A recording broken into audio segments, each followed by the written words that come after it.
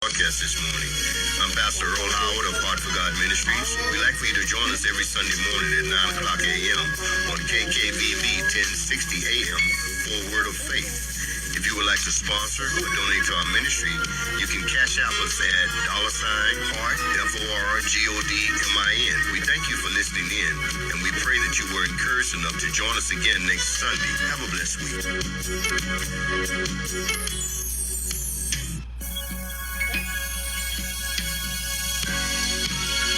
I'm Pastor Earl Howard of Heart for God Ministries. Our goal is to help and encourage all those in need of a hand up and to minister to the lost of this city.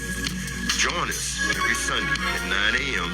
on KKVV 1060 a.m. radio station for a word of faith that will build your hope and encourage you to grow your relationship with the Lord.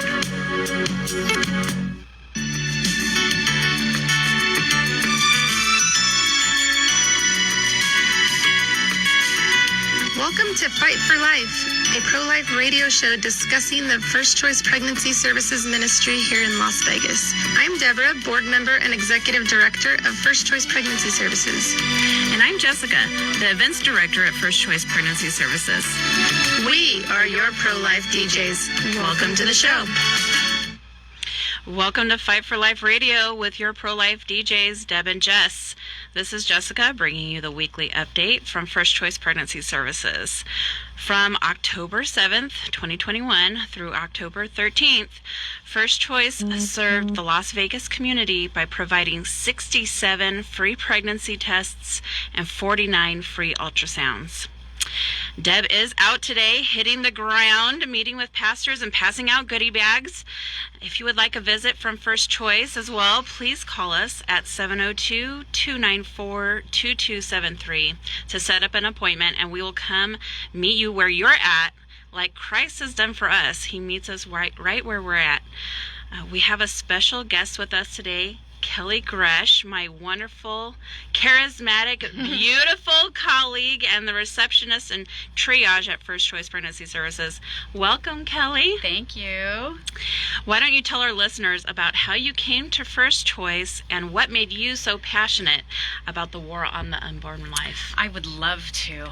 It's one of those things that you just don't plan on happening to you. It was about 6 years ago, and it's a funny story. I was really just thinking about it today. I was driving in the car, and I had just gotten my car washed, and I don't know if the car wash people messed with the dial or if God was talking to me, but all of a sudden there's Christian radio, and I don't normally at the time hadn't had or been exposed to Christian radio.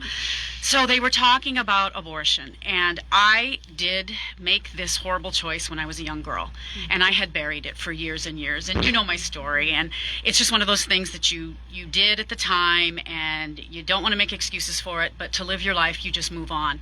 Well, as an adult, and I did become a mom, and I am happily married, but it started kind of eating at me, and I'm driving along, and this story comes on the radio about this woman talking about how in 100 years, we're going to look back on this like we look on slavery and the Holocaust. Yes. And I almost had to pull the car over. I mean, it was just like one of those moments where I mean, I'm shaking now even talking about it. I haven't really talked about it that much. And I just was like, who put the radio station on this? God is talking to me, you know? And I was just Kelly, like, you've wow. never told me this part before. I know. I don't talk about all these things. So I really thought about it. And then I thought, I have to get involved. And so at the time I was going to Canyon Ridge Christian Church, and lo and behold, that Sunday in the program book they had a listing, if you want to volunteer, an opportunity was at First Choice Pregnancy. So I called and I made an appointment to come down, and I started chatting with the one of the gals that was working there at the time.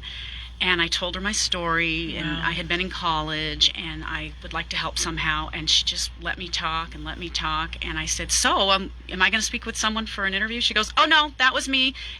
That's it. You're going to be good. We need your services. So I started as a volunteer, helping check in the clients, advising them, telling them my story, that I had been in their shoes.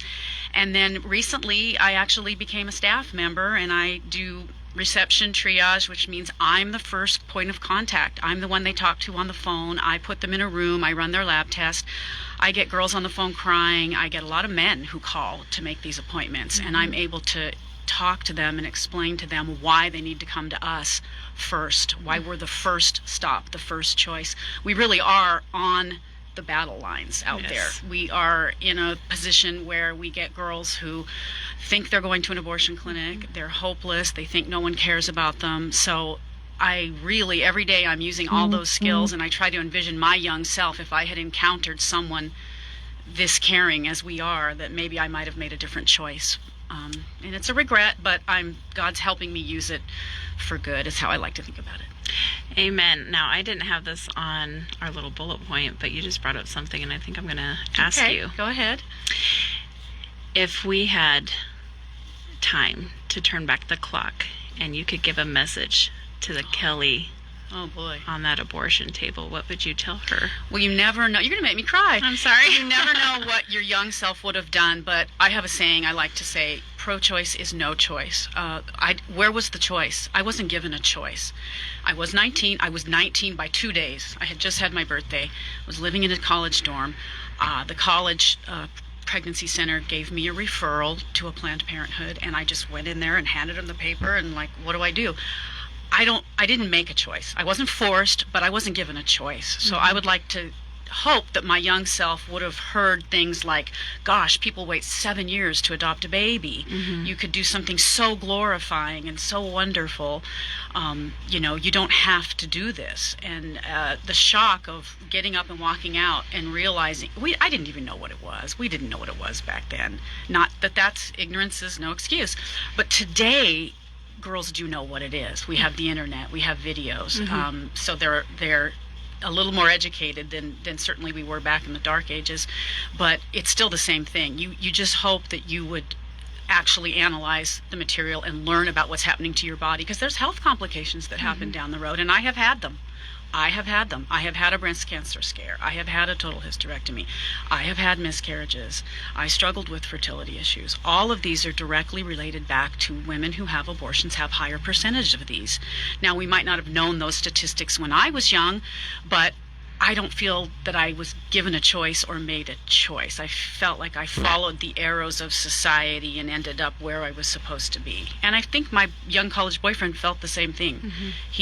We just kind of looked at each other like, everywhere we went for advice, everybody said the same thing. Oh, you got to get rid of this. You're in college. You're too young. You have a life to carry out yet. Yeah. And I don't know what I would have done. You can't stand there and say, oh, I wouldn't have done it. I certainly hope I wouldn't have done it. And I wish if I could tell girls and women everywhere, mothers who may be asking their daughters to do this, it comes back on you. It comes back on you. Once you know right and you choose wrong, you don't ever, you don't unring the bell. You don't undo this.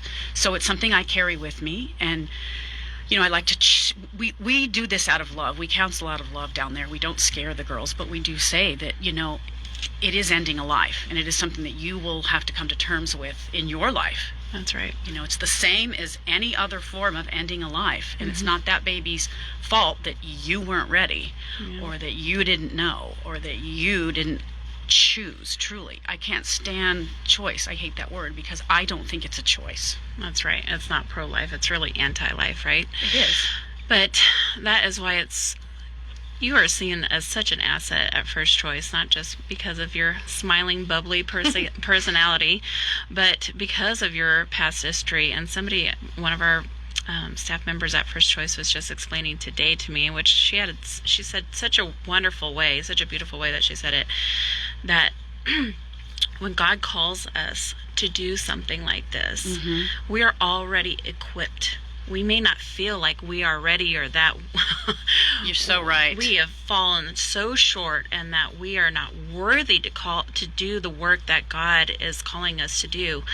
But He's already equipped us for it. If He's calling us to do it, we're already there, and He will give us the tools and resources that we need to help and guide us in the direction of whatever He's calling us to do. He has fully equipped you to completely relate to the women that are walking into the doors of First Choice. I do feel that. Yes, I absolutely feel that. And I also want to touch on that because in order to do that, in order for all of us to be there and to do that, my husband and I are also donors. And it's so important because I think my husband, he's got all these big dreams. He wants to go on mission trips and he wants to do this. And, and I said, but honey, a spiritual gift, donating is a spiritual gift. It's one of the most important spiritual gifts, and we can't operate without this. And it's so important because of our location. We're 3 doors down from an abortion clinic, and I can't stress enough what it's like for me on the front lines, on the phone, and at the desk. Girls walk in and think they are at the abortion clinic. That's and right. we talk to them and explain where they are and explain what we can do for them and get them to stay for that life-saving ultrasound, because we don't want them to put themselves in harm's way. But I ask everyone out there that if you think that you aren't equipped to actually talk to people about this or step in, but donating and helping us keep the doors open to do this, because we're saving lives today on an hourly basis. That's right. Just today, we had a girl walk in who thought she was at the abortion clinic. I can sometimes tell by their body language or the way they say, oh, I have an appointment, and maybe I look down and see they don't really have an appointment. So I immediately put them in a room and I explain what we do and the service that we're going to offer and ask them if they will stay. And they're kind of frustrated. They kind of don't understand. But when I start explaining that you may not have to make this choice, I mean, if your body is taking care of it anyway, 1 in 4 pregnancies can naturally miscarry. Girls don't know that. They don't know that. They say, well, what does that mean? So we give them the hope that they won't have to have an unnecessary surgery, at best. Sometimes that's the only way we can get their real attention is what if their body in don't harm's have, way. what if you don't have to do this? But in order to do that, we need donors and we need people to, give us their spiritual gifts of their, it's a mission. It's mission work here in town, right in the middle of town. And it's so important. So my husband is just a very godly man, and he's proud to donate and to help support us, and he's proud that I work there now.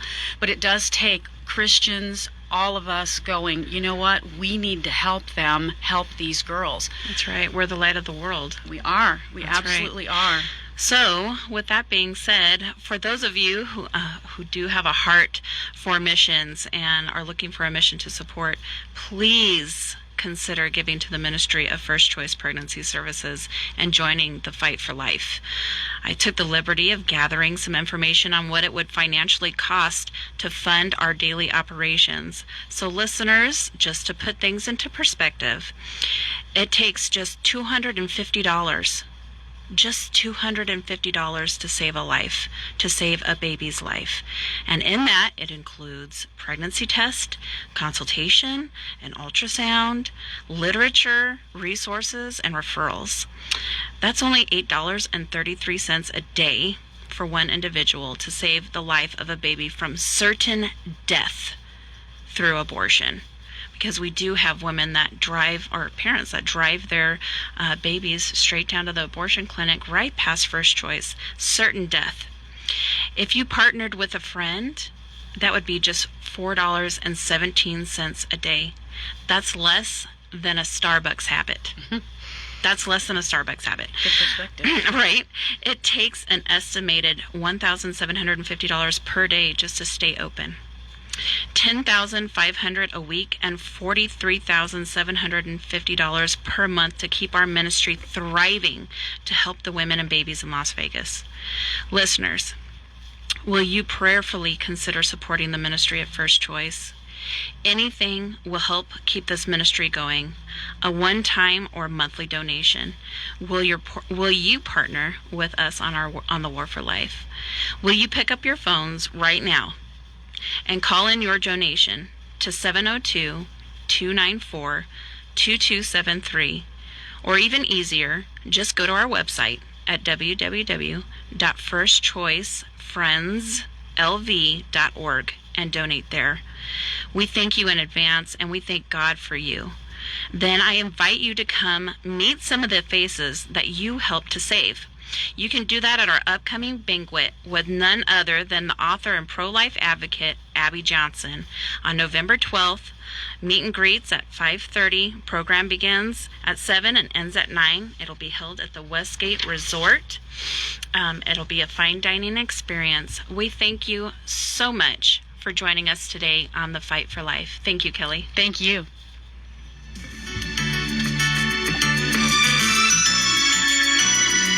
Thank you for joining your your pro-life DJs in the fight for life today and every Tuesday on KKBV 1060 AM. The best news